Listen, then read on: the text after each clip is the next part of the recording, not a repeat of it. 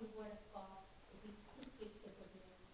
And through his preaching, teaching, and healing ministry, with the accompanied signs and wonders. And as a testimony, we're just coming from Edinburgh this evening, and with the preaching and teaching of the word of God, we did see the accompanied signs and wonders.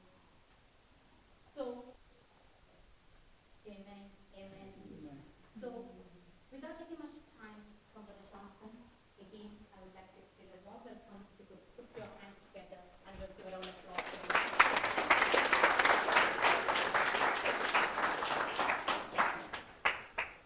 The Spirit of the living Lord now, and call the Holy Spirit down on Brother Johnson. Spirit of the living God, fall afresh on him. Spirit of the living God, fall afresh on him. Mend him, mold him, fill him, use him. Spirit of the living God, fall afresh on him. Spirit of the living God, fall afresh on us. Spirit of the living God, fall afresh on us. Mend us, mold us, fill us, use us. Spirit of the living God, fall afresh on us.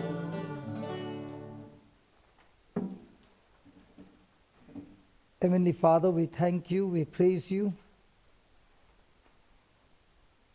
Lord, we, your children, are gathered here. And you have a message for all of us. The message that will transform our life and make us walk in the Spirit so that we do not fulfill the lust of the flesh. Speak to us, Almighty God, as our ears are open to receive your word, our hearts prepared to receive the seed, the incorruptible seed, so that our lives are transformed. Thank you, Lord, that you are not only going to speak the word, but also manifest your glory in this place. Thank you and praise you for all this. In the glorious and mighty name of Jesus. Amen. Amen. Hallelujah. So the Bible says, walk in the Spirit and you shall not fulfill the lust of the flesh. There are two words here, walk in the Spirit and lust of the flesh. The word spirit and flesh.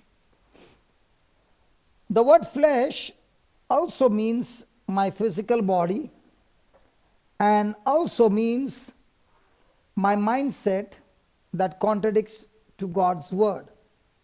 So in other words, God, who loves us, in whom we are baptized, has given us his Holy Spirit, like now my brother was singing and all of you are singing. And this Holy Spirit is given to us so that our lives are transformed. And one of the powerful work of the Holy Spirit in us is to create a conflict in us when we live in the flesh. So living in the flesh is when my mind is already set to those things that contradicts God's word. Let me give you an example. If I had 10 euros and I spent 7 euros on some poor person, the answer will be I got 3 euros. Is that right? On the other hand, when I read the Bible, Jesus says in Gospel of Luke chapter 6, 38, give and it shall be given to you, good measure, pressed down, shaken together, running over shall men give unto your bosom. Now there is a conflict. The conflict is, my natural senses say, if I have $10 and I give in the kingdom of God, it's going to bring subtraction. And God's Spirit is saying, no, when you give to the kingdom of God and work in the kingdom of God, it's going to multiply. So the question comes, which one am I going to believe and apply in my life?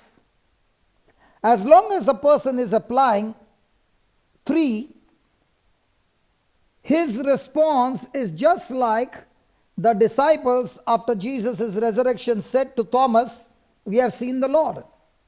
And he said, unless I see, unless I touch, unless I feel, I shall not believe. And the next week when Jesus came, he called Thomas and said, Thomas, come here and come and touch me. Come and see my wounds. Come and feel me. And that's the time Thomas began to say to God, to Jesus, my Lord and my God. And Jesus did not appreciate Thomas's faith because he had seen and believed. Jesus said, Thomas, you believed in me because you have seen me. Blessed are those who have not seen me and yet believe me. So the blessing or the transformation or the anointing of the Holy Spirit or the move of the Holy Spirit or the signs and wonders will move in those people who are not governed by sense knowledge but governed by the word knowledge. And that's why the Bible says, the just shall live by faith and not by sight. Thomas had faith, but his faith was on sense knowledge. He said, unless I see, I won't believe. Whereas Jesus said, those who have not seen, but yet believe my word. And the word believe is, when I get that message, I correspond my action on that belief. Those are the ones who see supernatural manifestation of the Holy Spirit who is given to us to bring glory to God. And that's what happened to the early church. They did not rely on sense knowledge. They did not have the word of God at that time. The Bible was not printed.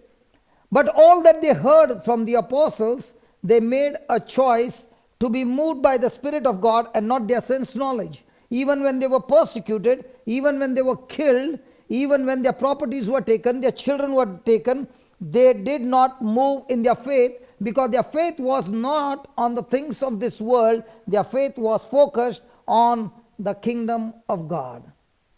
Amen? Amen. So the real challenge is not how much I pray. The real challenge is how much I believe. Nowhere in the Bible I heard Jesus say, go in peace, you are healed because you prayed.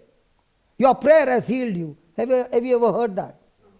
But Jesus always said, your faith has healed you. And when he says your faith has healed you, he doesn't speak about sense knowledge. Because whether a person is a Christian or a non-Christian, everybody believes their sense knowledge.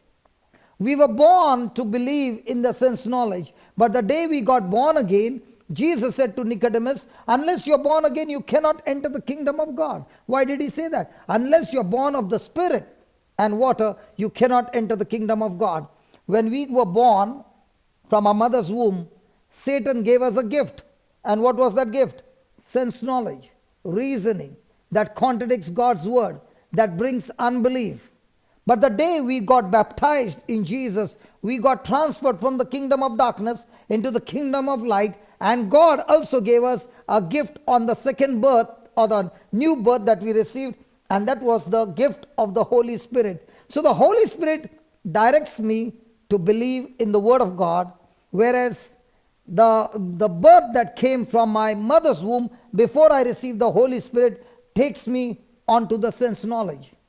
A person has received the Holy Spirit, but yet after receiving the Holy Spirit, he reads the word of God, but does not take corresponding action on the word of God. What happens?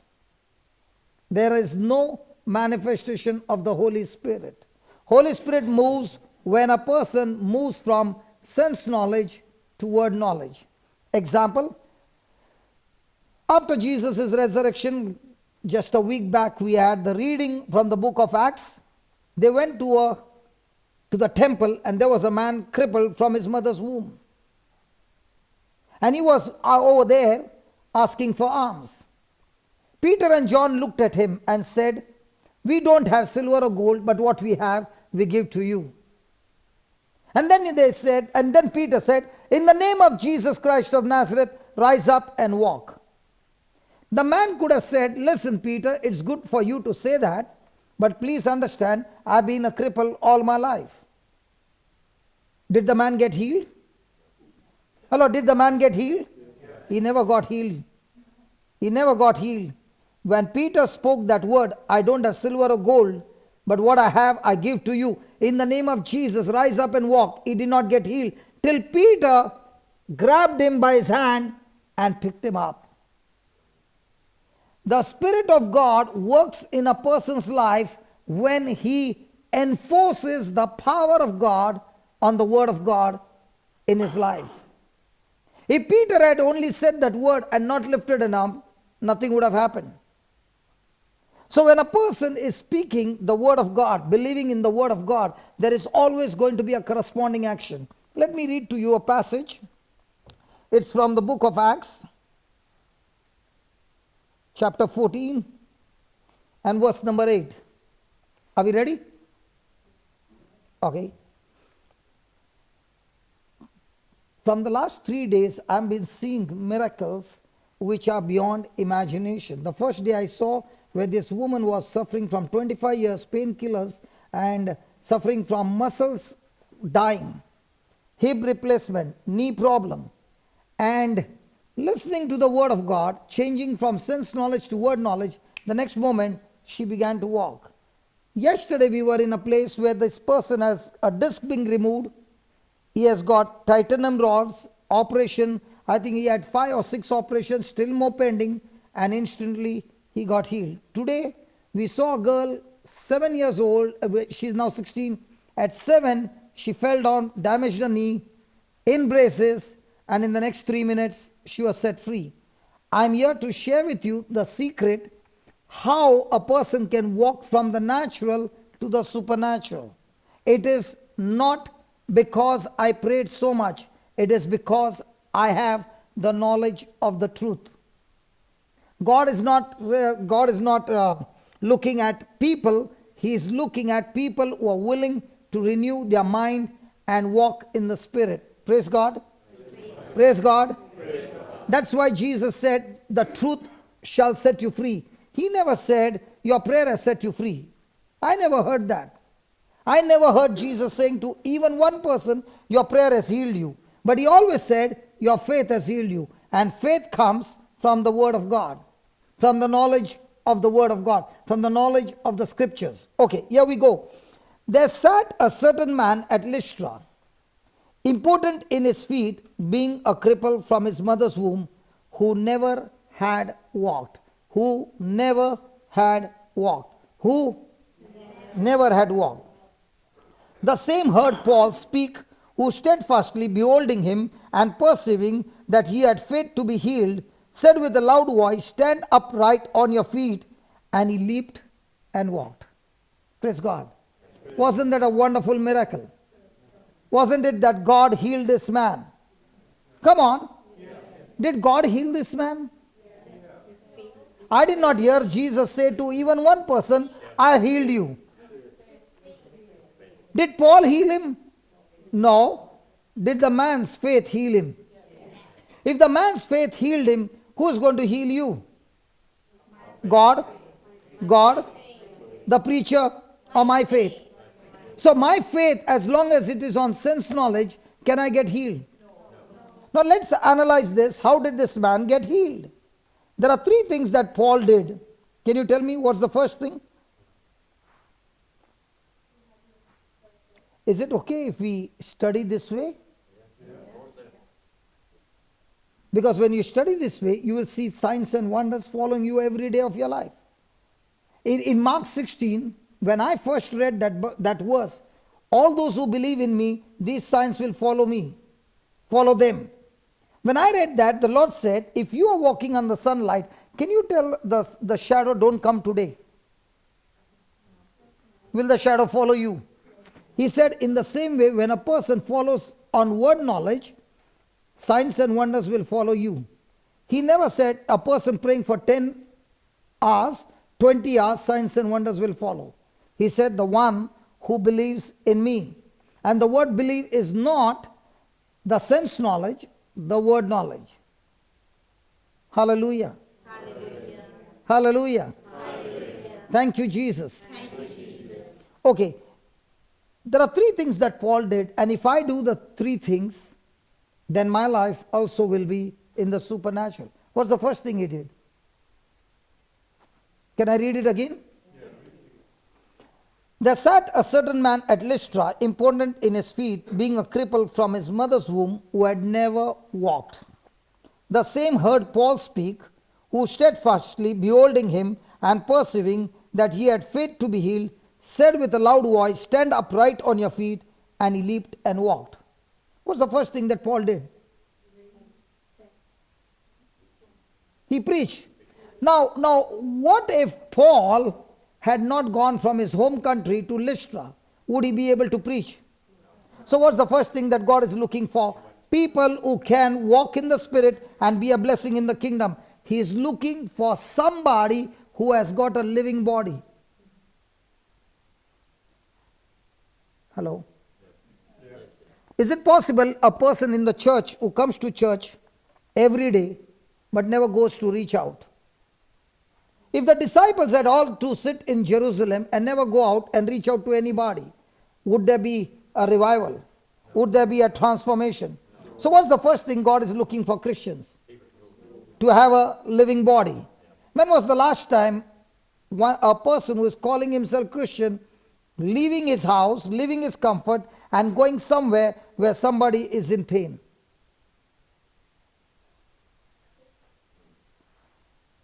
So God is looking for some living body. How many people do you find in the church who are filled with the Holy Spirit, anointed by the Holy Spirit, but never going out of his comfort zone to reach out to somebody? Now, have I got a living body? That's why I left India and came to Ireland. Is that right? You must ask a question. Every day I go for Mass. After I leave from Mass, what do I do after receiving the body and blood of Jesus? Am I going out like Jesus and the apostles and saying, Holy Spirit, tell me which is the place that you want me to go? Who is that person whom you want me to minister? Such a body God is looking for. Second, this body which is living, Paul, before he can preach, he fed himself with scriptures. Because if he doesn't know the scriptures, how is he going to feed the scriptures? How is he going to teach the scriptures? So the word preach, he preached. He preached. The word preaching is when a person who is speaking God's word makes the congregation believe from things seen to things unseen. You might be in the church for the last 30 years or 40 years and praying, but if your thinking is still on things seen, your afflictions will kill you. But if your thinking changes from things that are seen to unseen, your affliction will turn into glory. So what's the challenge? To get my healing? No, my challenge is not to get my healing. My challenge is to believe in the promise of God. The word of God will kill that affliction.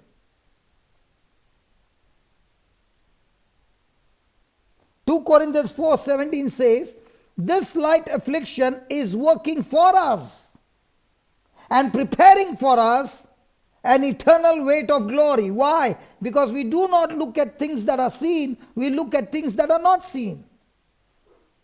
Because the things that are seen are temporary and the things that are not seen are eternal.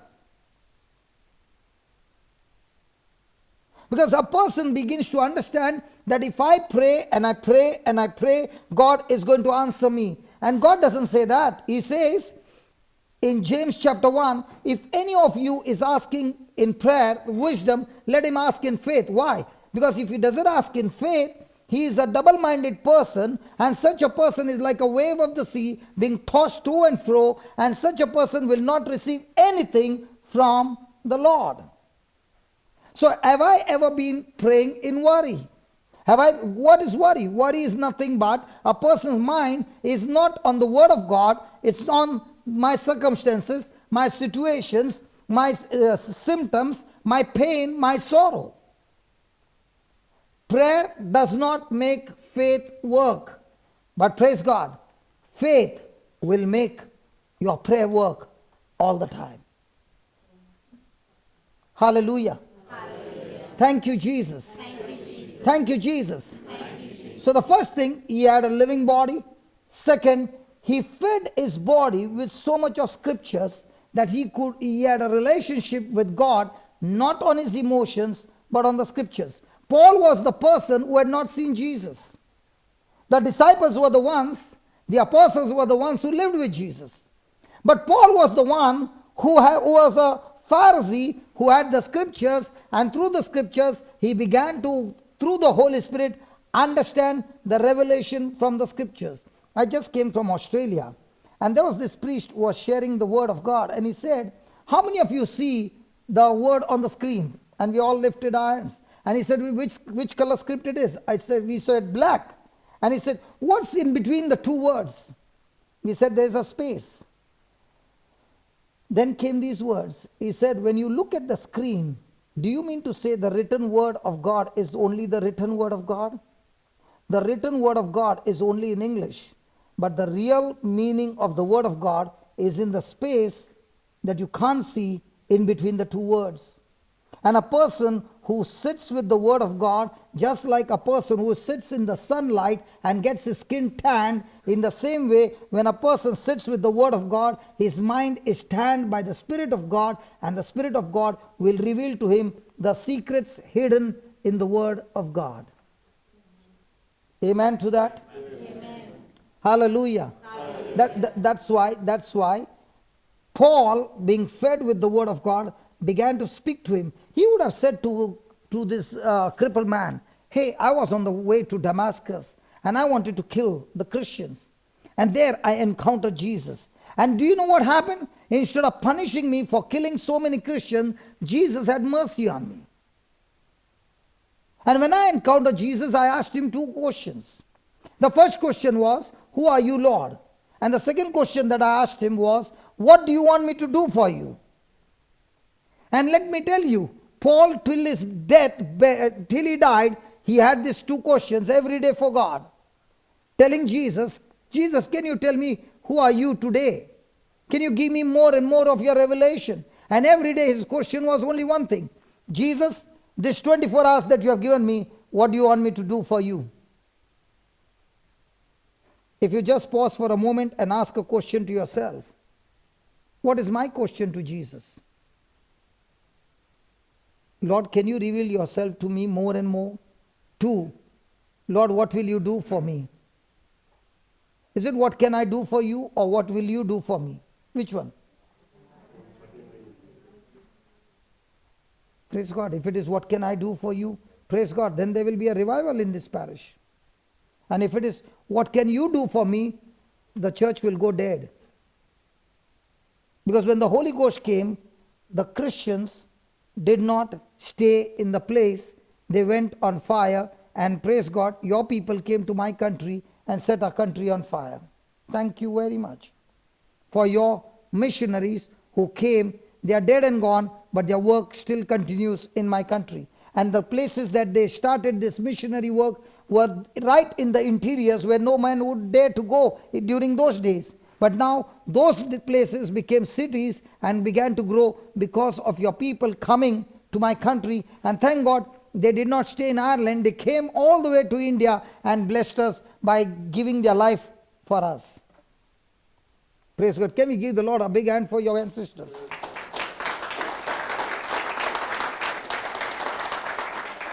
So all of you have got a missionary blood in you. Praise God. The third thing, what is very important, the third thing, a person can have the word, a person can believe the word, but until Paul opened his mouth and said, stand upright on your feet, the healing wouldn't have taken place. What's the third one? The person enforces the word. Like a policeman in a uniform, and he sees a criminal, he goes and uses his power, authority, weapons, and arrests the criminal. Is that right? In the same way, a person with faith, he has got a living body, he is anointed by God, he has the Holy Spirit, he has the authority, he has the power. Now he uses that authority to enforce the word and attack the infirmity and bring it to destruction. And that's what happened. The man did three things. What are the three things that the man did? The first thing, he heard the word. So when he heard the word, from hopelessness comes hope. Faith comes in. Second, when he got the faith, what happened? After hearing, his faith began to grow. And third, when Paul said, stand upright, what did he say? Have you been foolish? I've been crippled all my life. Can't you see my condition? Or might be he would have said, the doctor said, he said, she said. Did he say any of those things, or did he believe the word of God? Do we have many things running in our mind? Who is our greatest enemy? Our greatest enemy is not the devil. The devil can only give suggestions. He cannot touch us. But the suggestions that he gives us is just like Adam and Eve, who got the knowledge in the Garden of Eden that contradicted God's word. They believed the lie and lost everything. Even today, we go through the same process. The Spirit of God wants to move into action. But our doubts, our reasoning, our sense knowledge, our worldly knowledge, no knowledge of the word of God is what brings destruction in our life. That's why nowhere in the Bible, it is recorded that my people are destroyed by the devil. But God says, my people are destroyed because of lack of knowledge. Praise God. Praise God. Hallelujah. Hallelujah. So let me show you what we have in us the day we got born again and got baptized in the Holy Ghost. The life in the Spirit. Praise God. Let's go to Ephesians chapter 1 verse 3. Ephesians chapter 1 verse 3. Blessed be God and Father of our Lord Jesus Christ, who has blessed us with all spiritual blessings in heavenly places in Christ. Blessed be God and Father of our Lord Jesus Christ, who has blessed us. The Bible doesn't say God will bless us. The Bible says God has blessed us with all spiritual blessings. With not some, all spiritual blessings. Where? In heavenly places in Christ Jesus. Hallelujah. So if God has already blessed us, then why is there no power flowing in our life? So who is our greatest enemy? Like what happened in Nazareth. The only people in the New Testament who did not get blessed by Jesus is the people in Nazareth. They were quickly offended, they were quickly bitter, and they had all kinds of their own thinking, but would not agree with Jesus. And it was their own unbelief that stopped their own healing. And Jesus was amazed and marveled at their unbelief. Praise God. So who is your greatest enemy? Your own unbelief. And how do I change that unbelief? By getting into the word of God. Praise God. The first thing is, he says in this new life that God has given us, the first thing he says, he has blessed us. The same word he has blessed us is in Genesis 1:22. The first thing that God does in Adam and Eve is he blessed them. What's the meaning of the word bless them? The word blessed is to be empowered over your natural ability with God's ability. Wow. What is blessing? Blessing is God empowering you over your natural ability with his ability is called blessing. And that's why in the Old Testament, they would fight for, the children would fight for blessing. In the New Covenant, children fight for, no, now nobody fights for blessing. Now everybody fights for property. Come on, let's be honest. Because they don't understand the word blessing. You can have a big estate and the blessing is not there. The curse is there. What is curse? Curse is an empowerment from the kingdom of darkness to bring destruction and disaster in your own life. And here is God saying, in our new life, in Christ Jesus, He has blessed us. Means what? I have the ability of God. And when will this ability of God be active in my life? When I renew my mind. That's why Jesus had only one word for the kingdom of God. He said, repent, for the kingdom of God is close at hand. What's the meaning of the word repent? Repent means I change my thinking from my mindset, which is of sense knowledge, to what He is saying in His word. You remember in the Gospel of John, He says, in the beginning was the Word. And the Word was with God. And the Word was God. Is it that the Word was God? Is the Word now not God? Hello. In the beginning was the Word. And the Word was with God. And the Word was. My question to you is the Word of God today not God? But do we treat the Word of God as God?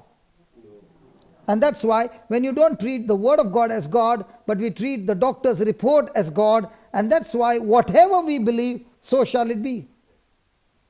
The Bible says, as a man thinks in his heart, so is he. So if you think what the doctor gave you a verdict is the final verdict, and you believe it, it shall come to pass. But if you look into the Word of God and begin to understand that God has blessed me, He has empowered me over my natural ability to get God kind of result, then you are always blessed. Praise God. Praise God. Hallelujah. Hallelujah. Can we give the Lord a big hand for that? Come on.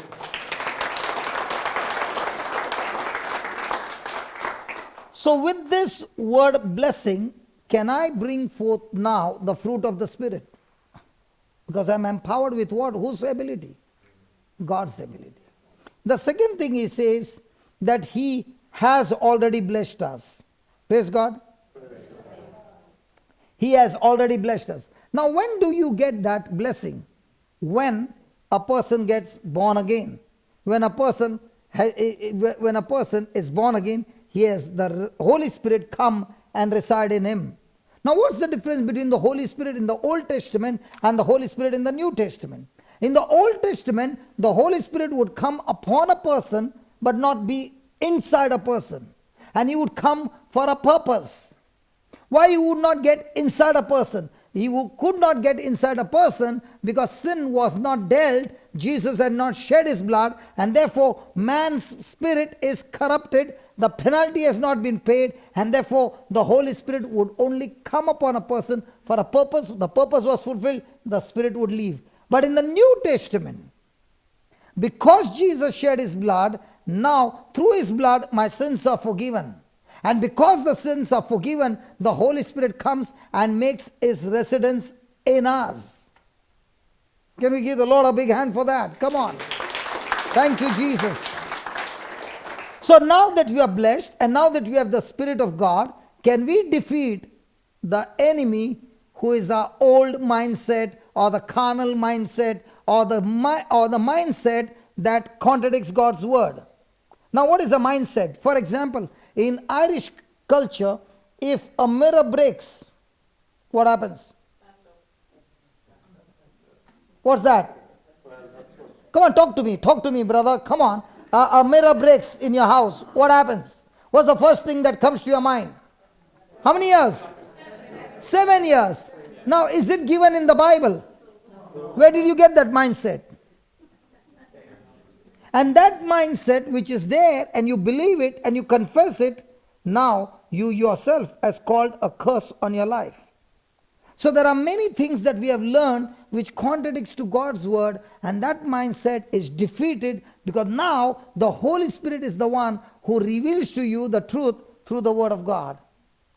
Praise God. Praise God. Third thing he says that these spiritual blessings are in heavenly places. Are in heavenly places. What is a heavenly places? Heavenly places means they are in spiritual places. Things that we see are physical, things that we don't see are spiritual. Now, which world is more real? The physical world or the spiritual world? But do we in our everyday life believe the spiritual world to be more real or the physical world? But which world controls which world? Which world controls which world? The spiritual controls the physical. Okay, let's take an example and see how the devil deceives us and we live a defeated life even though we have been Christians all our life. Okay, are you ready? Okay, from the book of Joel, chapter 3.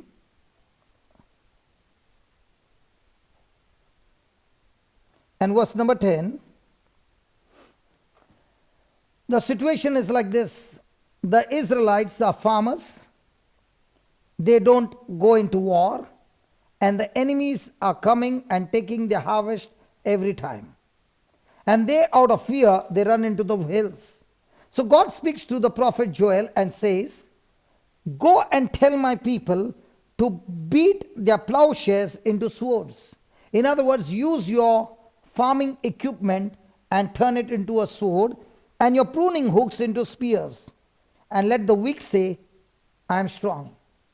Let the weak, let the weak, let the weak, let the weak, let the weak, let the weak. He did not say, let the weak pray. What do we do? Do we follow God's instruction or do we follow our own instructions? Okay, you know, some cars, they have got, let me give an example. Some cars, their reverse is in front. Some cars, their reverse is back.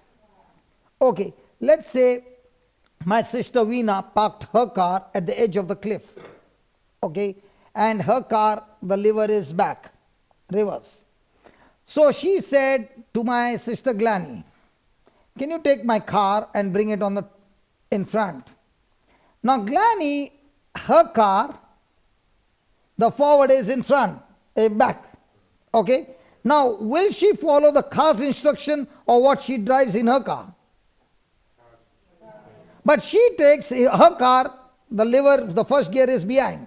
So now she puts the gear behind. Is it first gear or reverse gear? Reverse gear. Now where's the car? Where's Veena's car? But let me tell you, before she could put the gear, she had said a Psalms 91. And she said a rosary as well. And after she said a rosary and a Psalm 91, she even asked 3 people to pray over her. And then she pressed the accelerator looking in front. Will the car go in front or reverse? Why did it go reverse? Why not in front? She did all her prayers. Because she put the wrong gear. In the same way, the Lord is saying, when you're weak and you say you're weak, you are on the wrong gear, there's going to call disaster. So when you're sick, what are you supposed to say? I'm healthy. What do we say? One of the dangerous questions that I found in this world is when you go and tell somebody, how are you? And that person says, I got diabetes, I got this, and I got that.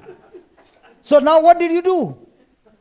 You made the person say the wrong gear, and that person unknowingly is calling disaster in his life.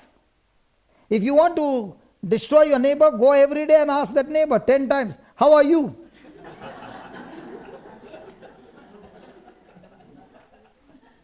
You don't have to take revenge, you don't have to do anything. By his words, he will die. My question to you is, have you ever heard people saying, I'm dead tired? I'm all stressed out. I'm so depressed. And they feel that they are speaking faith, but actually speaking, the Word of God says they are calling disaster out of their own mouth. It is better to keep your mouth shut than to open your mouth and speak this. For example, Jairus is going to his house. Jesus is following him. The servant comes and tells Jairus, your daughter is dead. Why do you want to trouble your master anymore? Jairus is about to open his mouth, and Jesus, disregarding the message, paying no attention to the message, overhearing the message, Jesus says to Jairus, do not fear, Jairus, only believe. Did Jairus open his mouth? Which one is better? To keep your mouth shut is more powerful than open your mouth and speak some negative words?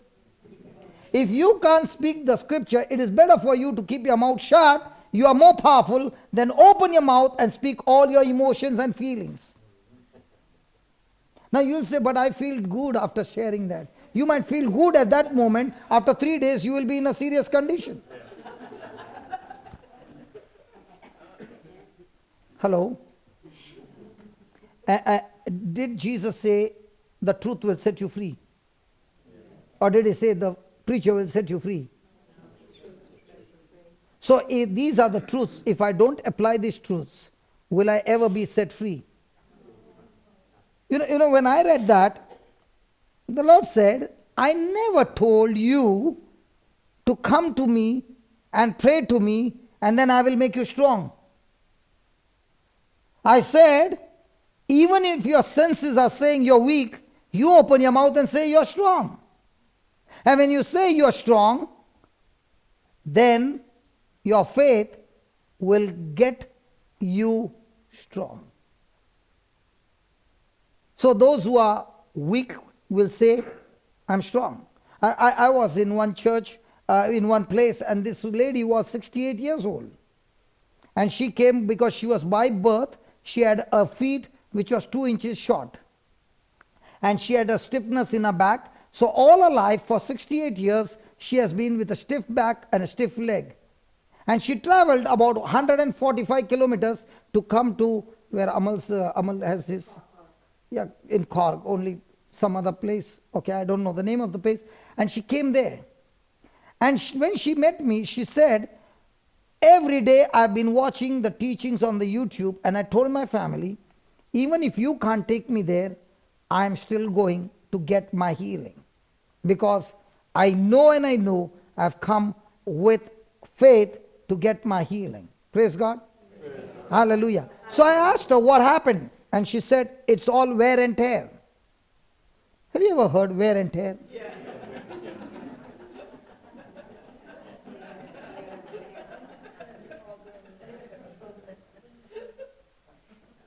You have heard wear and tear? Yes. So I asked her, you mean to say you wear good clothes, when they become old, you tear it, and then first you wear, then you tear it, then you buy new clothes? She said, it's not about the clothes, it's about the organs in the body. So when she said that, I said, where did you learn that? She said, everybody talks about it. I said, if everybody talks about it, then you get what everybody gets it. Is that right? She said, my time is up, otherwise I would have shown you how you can overcome wear and tear. Praise God. She's saying my time is up, so I can't explain to you.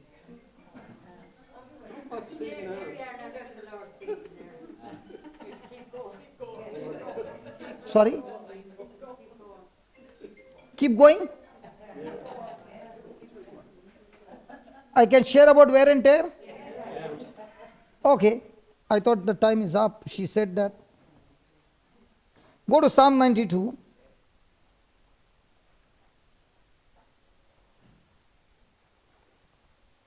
And verse number 13. It says, those that be planted in the house of the Lord shall flourish in the courts of our God. They shall still bring fruit in old age. They shall be fat and flourishing. Can I get a translation, some other translation? In one translation I read, they shall be green and full of sap. Psalm 92 verse 14.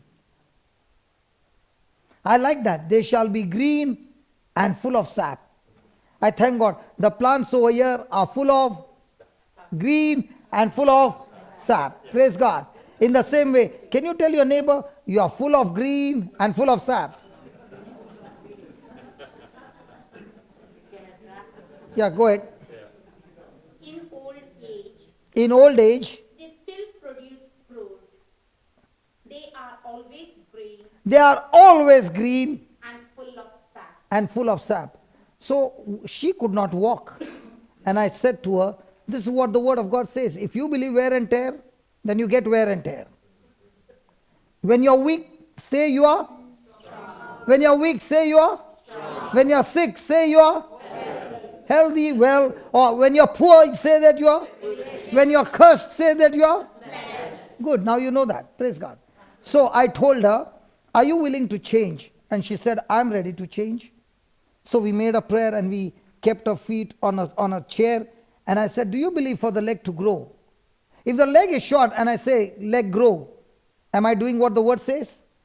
Yes. So her leg grew by 2 inches. She stood up. She began to walk. She began to run. She is 68. And then I said to her, now that you experience what happened, there's a lady sitting there, 47 years on a wheelchair. Can you go and do the same to her? She said, I'm all excited. Let's go and do it. And this lady got up out of her wheelchair after 47 years in problem. She had met with an accident. She was on a wheelchair for 47 years. Now, what's the conclusion of this teaching? The conclusion of this teaching is, as long as you live like Thomas, let me see it, let me hear it, let me feel it, let me touch it, you live the most miserable, cursed, defeated life. In spite of the Holy Spirit being in you, who is willing to work for you, He has empowered you, but He will not move until you open your mouth and follow the kingdom system. The kingdom system says, when you are weak, say you are strong. He did not say when you are weak, think you are strong. No, no, no. Open your mouth and say. What is so special about opening your mouth and saying? Because when you say, you speak the word. And when you speak the word created all physical things. So when you open your mouth and you speak, it's not your word, it's God's written word, but coming out of your mouth. So when God's written word is spoken out of your mouth, it works the same way as Jesus opened his mouth and spoke, he said, receive sight. So the spirit of faith took that word and brought sight. He saw a paralytic man. He never said, you are suffering from paralysis. He said, come on, pick up your mat, rise up and walk. So we see a system in the kingdom of God that Jesus never spoke what was there. He always spoke what he wanted to be there. The last scripture, and then I'm off. I'll just read it. This is where we go wrong. Mark 11:23. This is the champion of the champion scripture when it comes to faith. This is a world powerful scripture in the Bible regarding faith. There's no scripture to explain much about the principles of faith. This one, look at this. For verily I say unto you, that whosoever shall say unto this mountain, first thing, whosoever, we are all included who are baptized in Jesus. Second, shall say, he never said pray. He never said, Jesus never told his disciples, pray about your mountain. He said, talk to your mountain.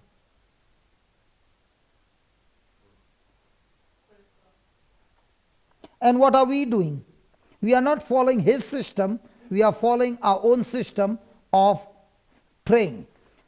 Say to this mountain, what do you say?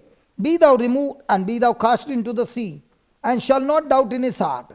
Now listen. But shall believe. What you will believe? That those things which you said, said, shall come to pass. You shall have whatsoever you say. You shall have whatsoever you say. He never said, say what you have. Jesus never said, say what you have. He said, say what you want to have. So a person has diabetes. What does he go around saying everybody? Pray for me, I got diabetes. Now the Bible says you shall have whatever you say. So throughout the day, what are you doing? Planting faith or planting the spirit of fear that will bring in disaster by your words? So most of the time we talk about a problem or talk to the problem. Praise God. There is so much to explain, and if you want to study, you can just write down, go to the YouTube, type JCILM, which stands for Jesus Christ is Lord Ministry.info. You have thousands of videos, thousands of people who have got healed with the demonstrative power of God. The teaching, then the demonstration, and when you watch those videos and you make the same prayer, it works all the time. So praise God. Hallelujah. I spoke for 50 minutes. Thank you very much for giving me 10 minutes extra. Loving Father, we thank you for the seed that has been planted. Lord, let this application not go in vain. Help us to renew our mind, apply the word in our life, and live that victorious life that you had come to give us, so that with this victorious life we can go around setting the captives free, preaching the gospel, and proclaiming your gospel from glory to glory, transforming people's life. In Jesus' name, amen. Thank you.